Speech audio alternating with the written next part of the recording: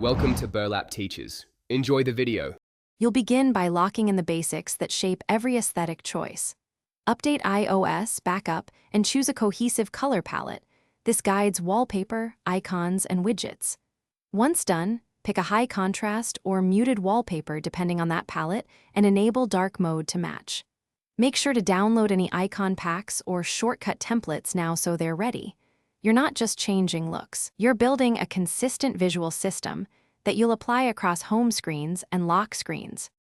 You'll now execute the detailed middle steps that make the phone feel curated.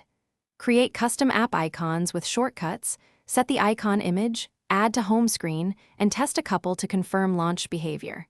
Then build widget layouts, mix 2x2 and 4x2 widgets, use smart stacks for context, and pick fonts and colors that match your palette. Once done, configure focus-based home pages to show only chosen widgets and apps so your primary screen stays minimal and intentional. You're at the finish line, apply final polish and verify everything works. Customize the lock screen, choose fonts, add 1-2 widgets, and enable photo depth effects if desired.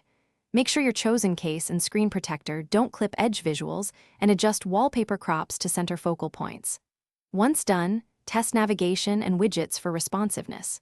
If a custom icon doesn't open an app, make sure the shortcut target is correct, re-add the icon, and restart the phone as a quick troubleshooting step. Thanks for watching. Consider subscribing if this video helped you.